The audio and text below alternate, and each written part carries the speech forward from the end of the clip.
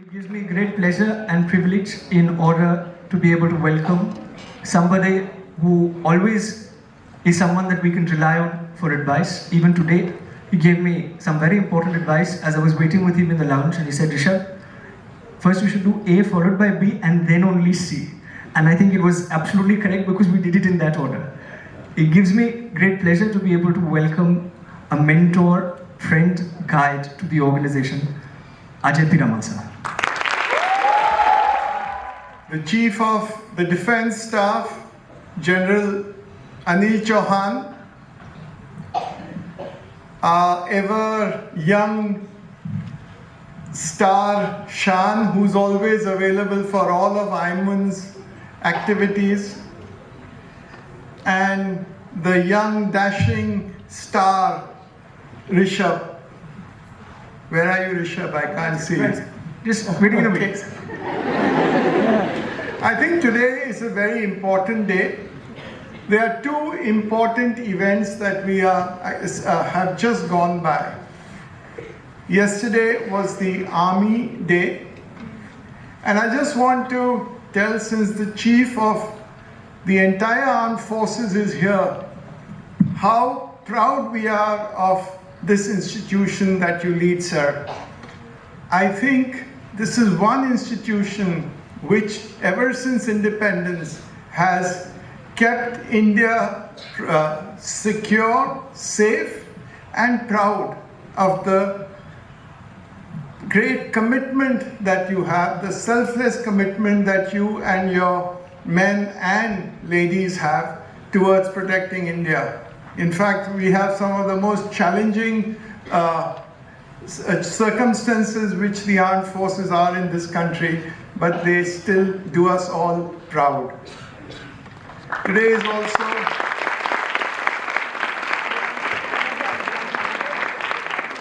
we are celebrating today here, which was the birth anniversary of Swami Vivekananda on the 12th of January, which was then identified as, we have now commemorated that as the National Youth Day. Why was it called the National Youth Day? First of all, we must appreciate that what Rishabh actually is quoted about the speech at the Chicago, the World Conference of Religions, that was in 1893, at a time when India was probably at its weakest because of all the foreign invaders coming in, whether it was the Mughals, whether it was the British, and they had really sapped our confidence.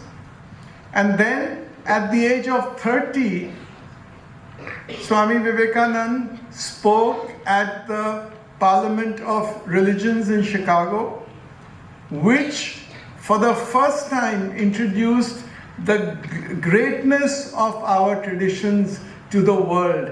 And he got, at 30, he was not even invited really, and came without any money, nothing, but spoke so well that he got a standing ovation, and for the first time India was recognized.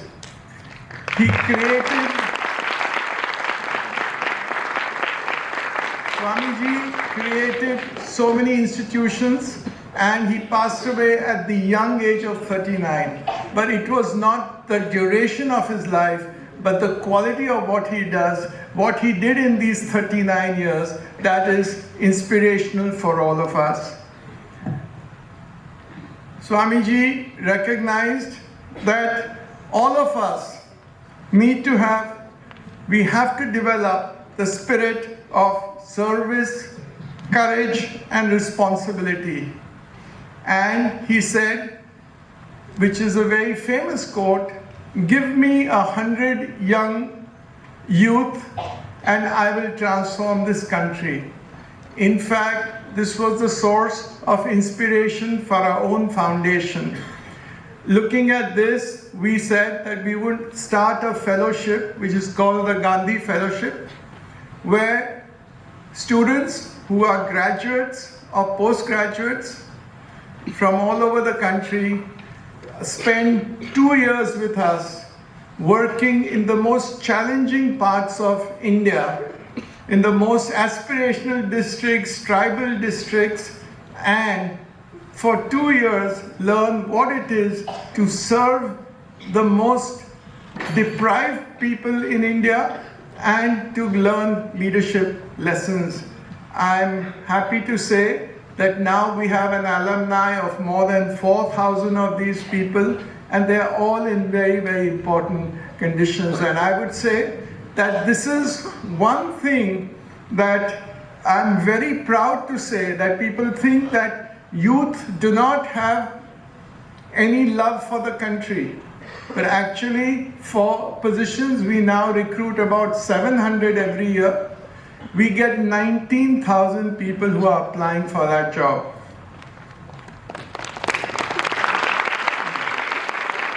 Swamiji also said that education is the foundation for character.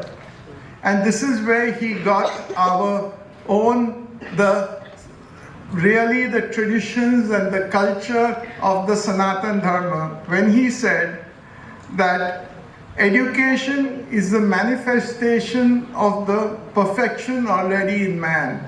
What he was saying is that all of us have a divine presence. In fact, all of us across religions, across caste, community are actually like that.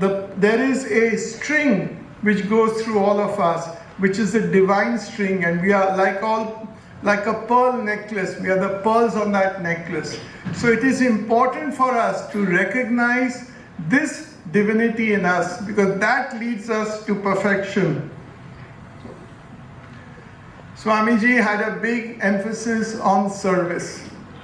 He always felt that to serve is even more important than actually going to any temple to do any ritual, because service, and that is so unique in India. I think the concept of Seva Bhav is the only one which is present in India. What is Seva Bhav? I want to talk to you about. It is how you serve people with love and compassion. You serve in a way that you are not doing a favor. It is like when a mother feeds her child.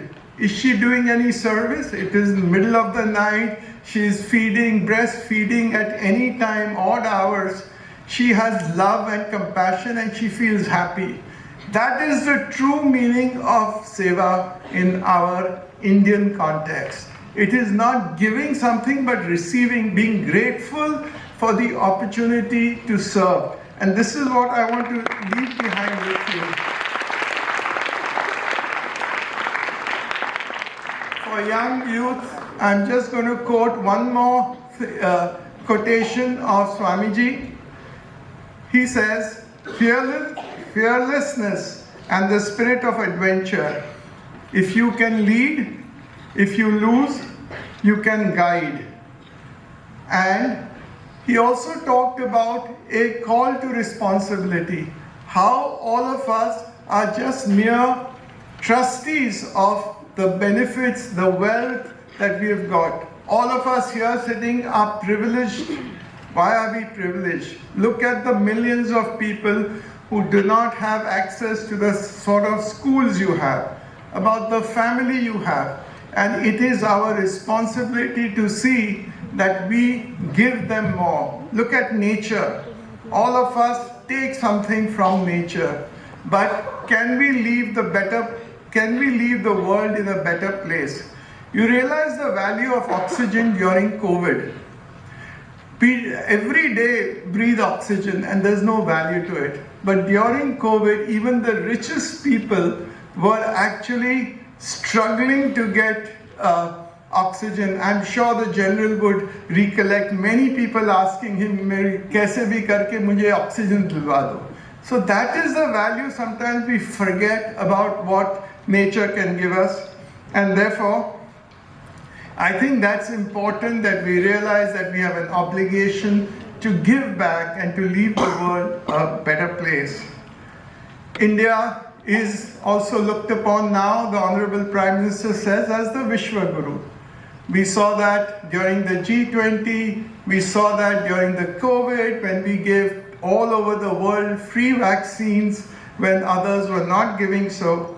And therefore, it is on this that I want to end by, again, Swami Vivekananda's quote, "Arise, awake, and stop not till the goal is reached." Thank you.